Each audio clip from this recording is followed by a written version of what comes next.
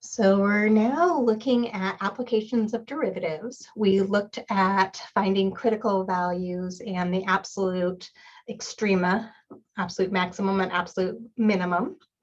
And now we're going in and looking at Rolle's theorem, which is very similar to the mean value theorem, which we'll also look at today. So let's go through with what Rolle's theorem is saying. And so what Rolle's theorem tells us is the following. And so these conditions have to hold true in order for us to be able to use this theorem. So we're going to suppose that y equals f of x is continuous over a closed interval AB, and that it's differentiable at every interior point AB. Okay, so those conditions have to hold in order for us to use this theorem. Also, f of A equals f of B. So our y values are the same on the end values of our interval, x equals A and x equals B. Then that tells us there's at least one number C that's between A and B, at which f prime of C equals 0. Okay, so let's kind of look at what this is saying pictorially.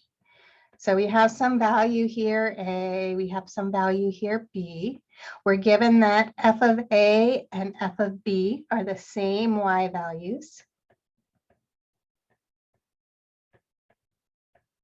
And this is saying that there has to be at least one value if this is continuous and differentiable.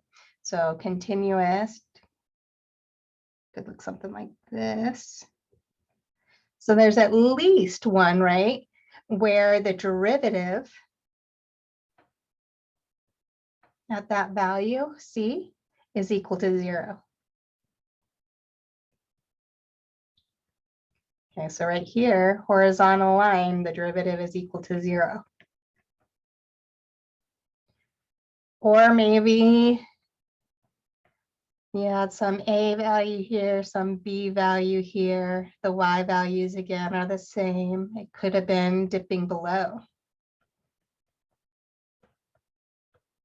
So it might have something that looks like this. And it's saying at least one. I could have multiple curves in here.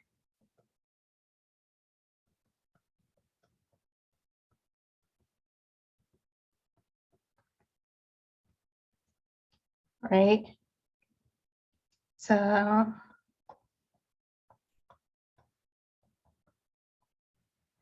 we have same Y value for x equals A, x equals B, so it could come up and down. Not really a function. So let's change that.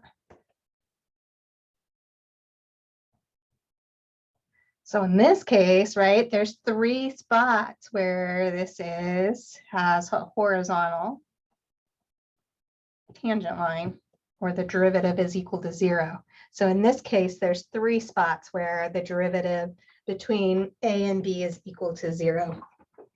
Other case scenario that you could have is maybe you just have a horizontal line, right? If we had a horizontal line, all the values between A and B are giving us a derivative equal to 0. Okay, so let's pull up some examples and apply it, this theorem, if the conditions hold. Okay, so I didn't see any examples in the book on the Rolle's theorem, but let's now look at the mean value theorem. And the mean value theorem states, again, that we have to suppose that our function is continuous over a closed interval AB, and that it's differentiable over the open interval AB. Then we can say there's at least one point C in the interval AB such that if we look at the average rate of change between A and B, that is going to equal to the derivative of f at C. Okay, so pictorially, what is this saying? Recall that this f of B minus f of A all over B minus A, this is the slope of our secant line.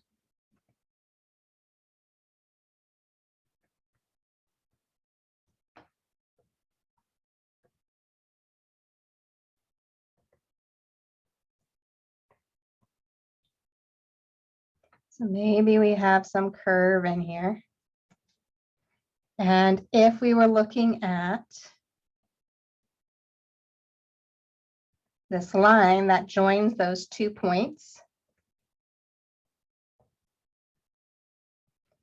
then this is saying that there has to be some C value that lies in here. This is where my ruler might help, such that there's some point on here that has the same slope. So it looks like maybe right here. There's some point on here that would have that same slope as the slope of our secant line.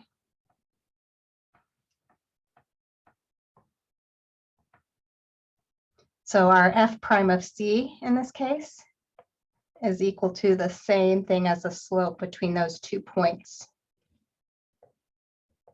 f of B minus f of A, all over B minus A. Okay, so there's at least one of those points that exists.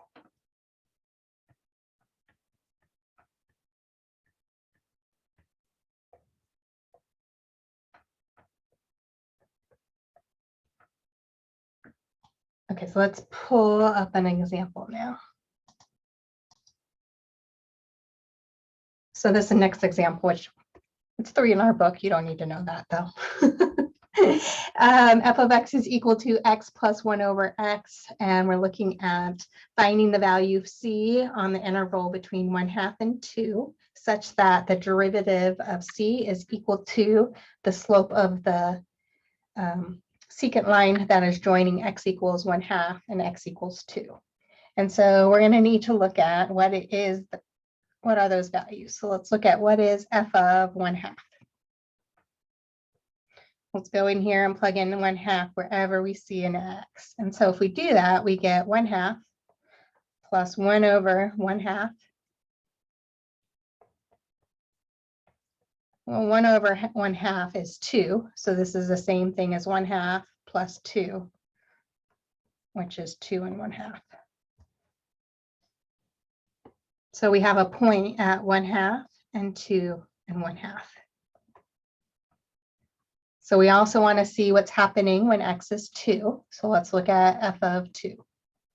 So going in and plugging in 2 wherever we see an x, we get back 2 plus 1 over 2. So in this case, we have 2 plus 1/2, which again is 2 and 1/2. So let's look at what f of B minus f of A is in our case. Well, I can see that f of B, which is 2 and 1/2, minus f of A, which is 2 and 1/2,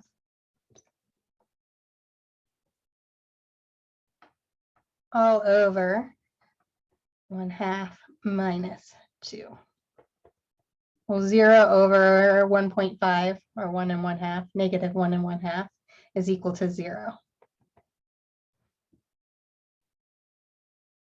So this is actually the Rolle's theorem would exist here, which is the same thing as the mean value theorem. Our endpoints, our y values were the same in here. And so this is saying that there has to be some value C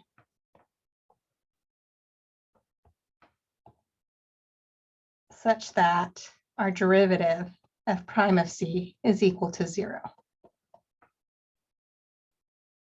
So let's go back up and let's figure out what the derivative of our f of x function is. And before we look at that, let's rewrite 1 over x. So f of x is the same thing as x plus 1 over x is the same thing. Let's bring that up into the numerator and rewrite it. So it's x to the negative 1 exponent. And so now taking the derivative of x is 1, using the general power rule on x to the negative 1, bringing down our exponent negative 1, x subtract 1 from our exponent negative 2. So we're looking at when is our derivative 1 minus 1 over x squared. We're looking at when is that equal to 0.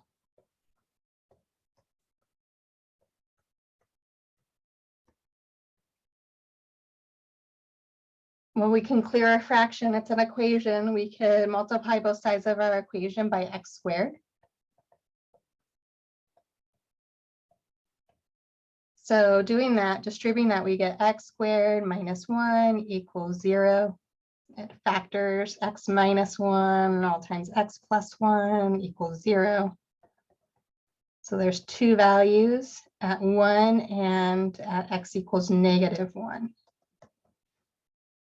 The thing is that we were given that we're looking at this between 1/2 and 2. And so our x value between 1/2 and 2 would just be the x equals 1. So in our case, c is 1. F prime of 1 is 0.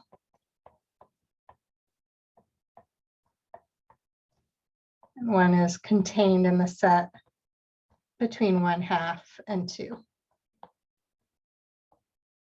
Or -1 is not. It doesn't change anything in this equation because the numerator is still 0, but wouldn't 1/2 be our a value? Yeah, it actually doesn't matter. Yeah, you're right. As long as I'm being consistent, and it didn't matter because f of b and f of a were the same, but this is the same thing. I should get the same thing as f of a minus f of b, but you're right, all over a minus b. So as long as I'm being consistent with what I start with in the numerator and the denominator, but you're right. And then in this case, it didn't matter because my my y values were the same. And so I would have gotten 0 either way.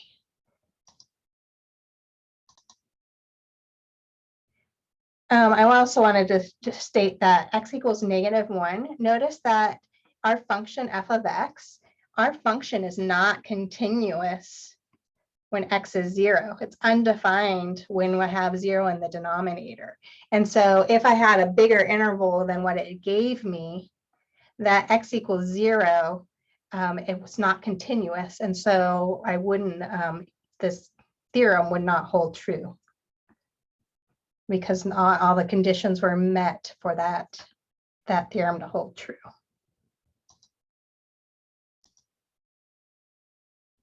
Okay, so we're looking at the following example. It says which functions satisfy the hypothesis of the MVT mean value theorem on the given interval.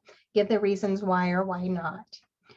So we're looking at the interval here. Our interval is between 0 and 3.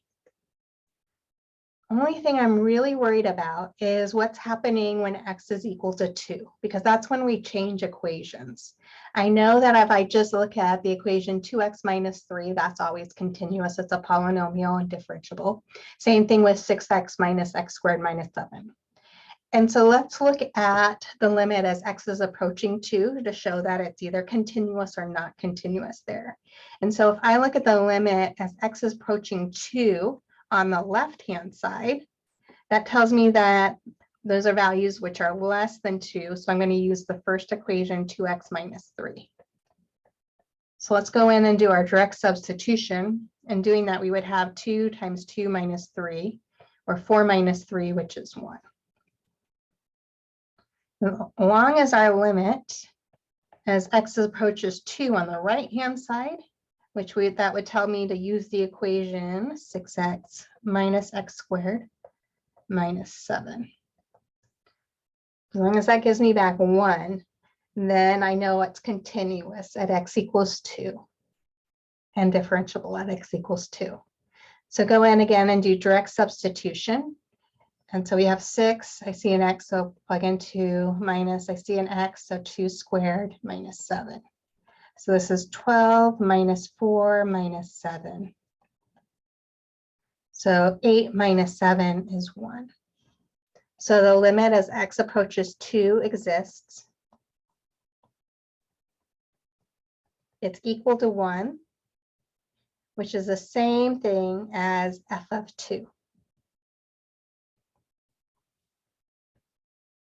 F of 2 tells you to use the first equation. If you plug that in there, you get back 1. So we know that f of x is continuous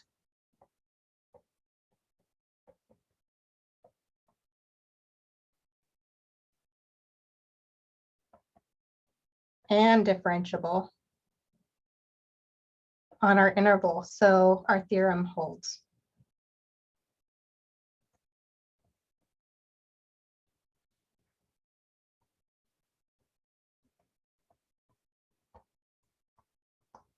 So the mean value theorem holds.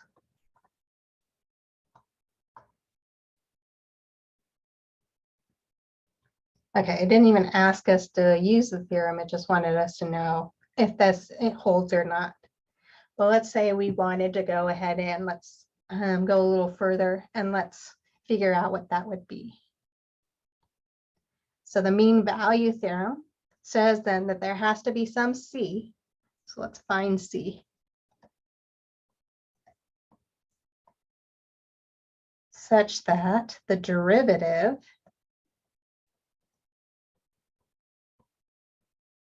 at C is equal to, in our case, f of 3 minus f of 0 all over 3 minus 0.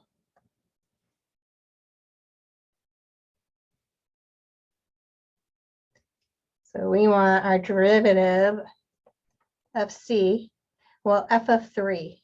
That tells me that I'm using that second equation. So if I go in there and plug in an x, let's first put parentheses wherever we see an x. We have 6 parentheses minus a parentheses. That parentheses is squared minus 7. And so plugging in a 3 wherever we saw that x. So 6 times 3 is 18 minus 3 squared, which is 9 minus 7. 18 minus, well, negative 9 minus 7, that's negative 16. So 18 minus 16 gives me positive 2. So right now we have f of 3 is 2 minus f of 0.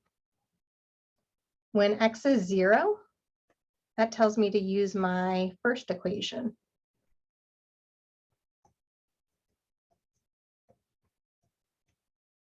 So doing that, I would have 2, I see an x, put parentheses minus 3.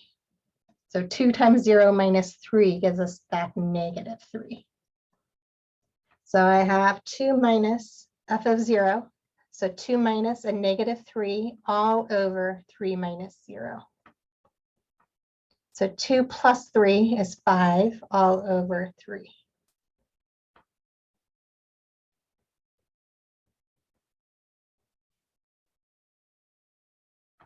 So we want to figure out when is our derivative equal to 5/3. Well, we have two separate equations, right? And let's figure out what the derivative of f of x is.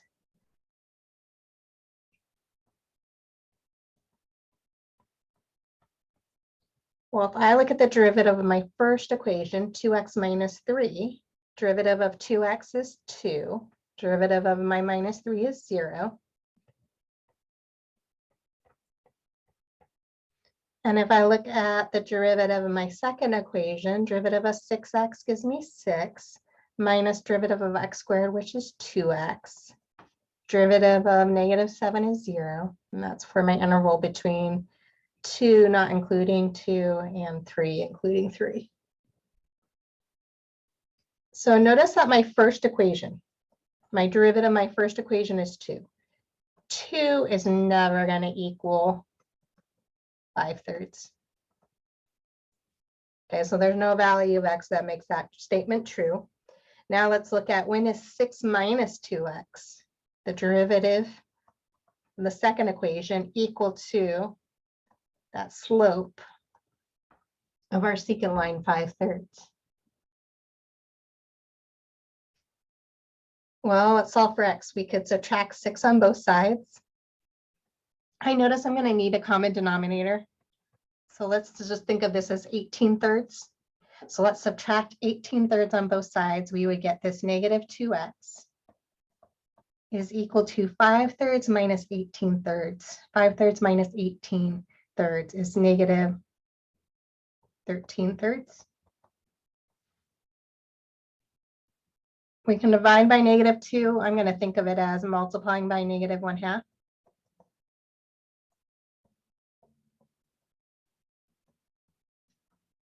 So my x value here is equal to positive 13.6. 13.6 is the same thing as 2 and 1/6. Just wanted to show that that was in between that 0 and the 3 value.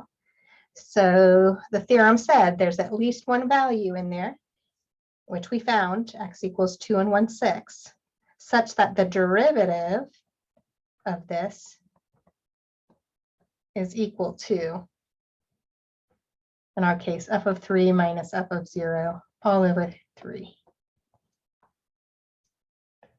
which is 5/3.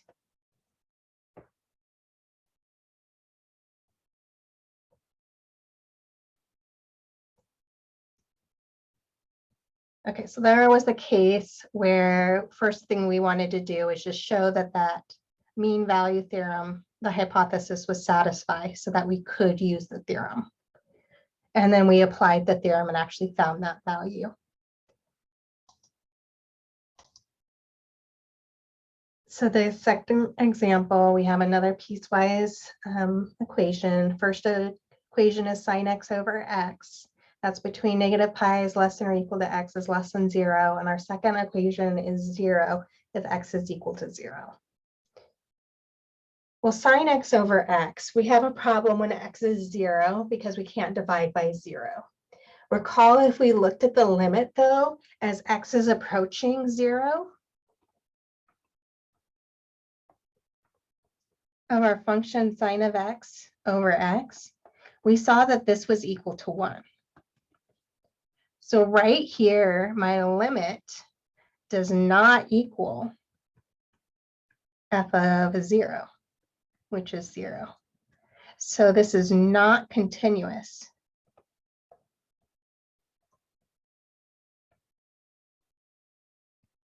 At x equals 0. And in order for this theorem to hold, it had to be continuous on that interval, and it had to be differentiable. And if it's not continuous, which some of you guys got this wrong, if it's not continuous, a function is not continuous at a value, it's not differentiable there too, even if it's just an open circle. So in order for something to be differentiable, it has to be continuous. And the tangent line has to exist. And so there's places where that won't exist. That's where you have either asymptotes, well, that's not continuous, or you have like this sharp corner. It had to be smooth, no sharp corners for it to be continuous.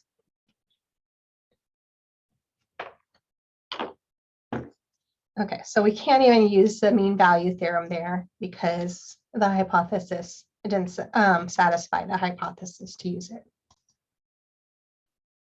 So our next example says, show that the function f of x equals x to the 4th plus 6x plus 1 has exactly 1 0 in the interval between -1 and 0.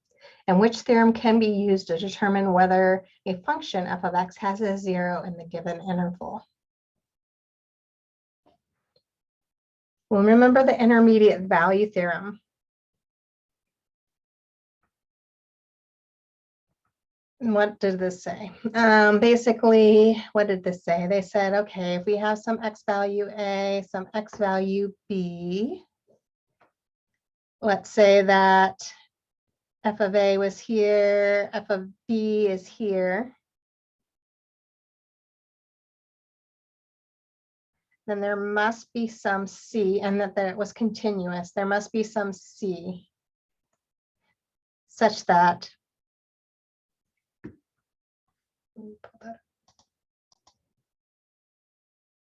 so let me just read the intermediate value theorem for you. So the intermediate value theorem for a continuous function, if f is a continuous function on a closed interval a, b, and y sub 0 is any value between f of a and f of b, then y sub 0 equals some f of c for some c between a and b.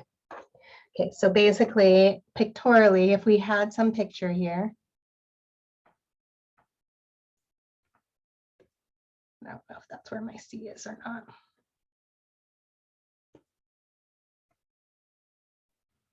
So we have a continuous function. Here's our f of a value.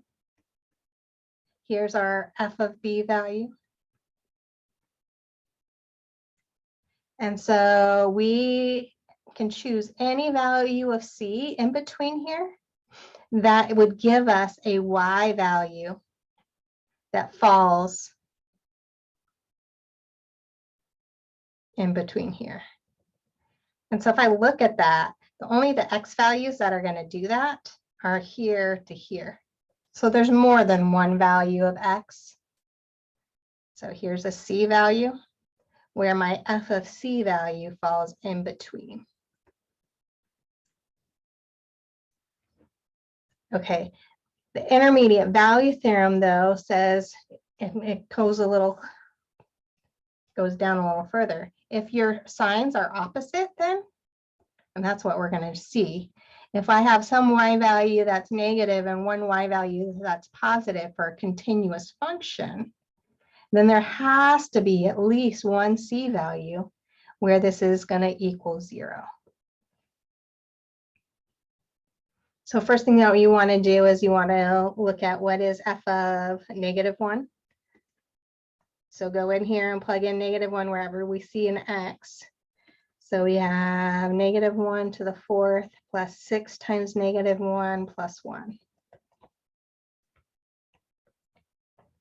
So if -1 to the 4th is 1, minus 6 plus 1.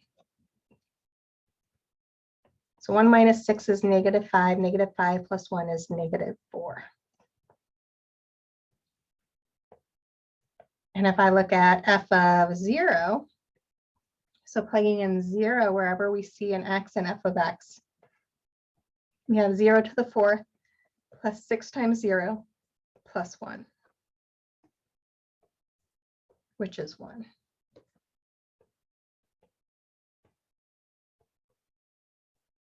So since these are opposite signs,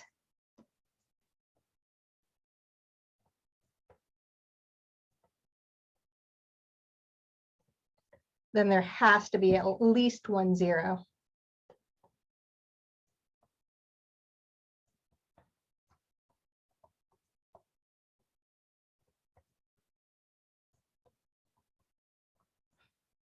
Between -1 and 0.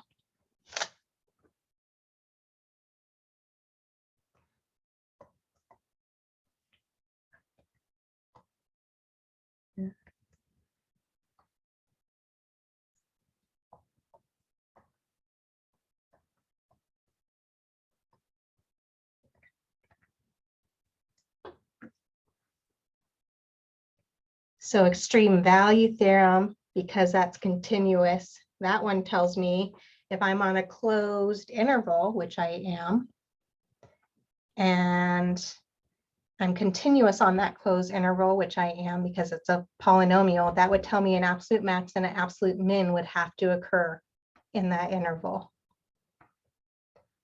Rolle's theorem would not hold true because the y values at our end points would have to be the same, which they are not. And then that mean value theorem is basically saying if I looked at the slope between those 2 points on my interval, if I find that slope, there's some c value in there that's going to give me that same slope value in between a and b. So this is just a good example of going through some of the important theorems that we covered so far in this class. So the question wanted to know, was there more than one 0 in between that interval? And so what we want to do is we want to start shrinking our interval down. So we saw that, at f of -1, plug it in. We got back -4, and we saw that f of 0 that we got back 1. And so let's look at shrinking that interval down. So let's go maybe the halfway mark between -1 and 0. So that would be f of -0.5. So notice that that number is negative. And so if I look at that number and 0 and -0.5, they change signs. One is positive one and one is negative. And so I know that my 0 now has to be between 0 and -0.5. And so I can start shrinking this down even further. So let's say I wanted to look at f of -2.5. -0.25 meant. -0.25 is negative. F of -0.5 is negative. And so now I know that my 0 is between -0.25 and 0, because one's positive, one's negative. So this is actually a way of more looking at getting a value even, closer and closer. So I could go down to now, let's say -0.2. Well, this is still negative. F of 0 is still positive. So I know that that 0 is now between -0.2 and 0. And so I can start even getting smaller. So f of -0.1. So notice that this is positive. Okay. So that has now told me that my 0 is actually between -0.2, which gave me a negative output, and -0.1, which gave me a positive output. And so I can start, getting more accurate by just breaking this down further and further. So I know it's between -0.1 and -0.2 and -0.1. So how about f of -0.15? Okay, so that's a positive number. So now I know it's between -0.15 and -0.2. So I could do, how about f of -1.6, or -0.16. So this is positive. So again, I'm now shrunk my interval. It's now between -0.1 and -0.16. So 0.7, this is negative. So 0.6 was positive, but -0.17 was negative. So I know my 0 now is between this -0.17 and -0.16. So we're getting pretty accurate, and we can get more and more accurate. Looking at this polynomial, I know that there should be at least 4 zeros. I know that there's 4 zeros counting multiplicity, but that could also include imaginary numbers. We can go back to college algebra and think about our rational zero theorem, P over Q. But those are things that we can do. And I see that we're now out of time. But let's also, the other thing that you can do,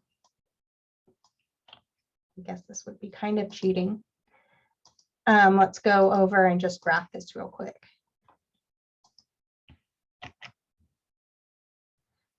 Okay, so in here, notice that we just have 1 0 that's falling between our x equals -1 and x equals 0. Our bounds were over by f of -2. Okay. And notice it was -0.167. And I just told you it was between -0.16 and -0.17. So we're pretty darn close. And we could have even gotten more accurate. Okay, so what we just covered was all of 4.2 from our textbook. And so we're going to jump into 4.3 tomorrow, which is looking at where is our graph increasing and decreasing. And we can do this. We're just going to have to look at when is our derivative negative. We know our function will be decreasing there. When is our function positive? That derivative is positive. We know it's increasing there. Okay, so let me stop there, and then I'll stick behind for student hours if you have any questions.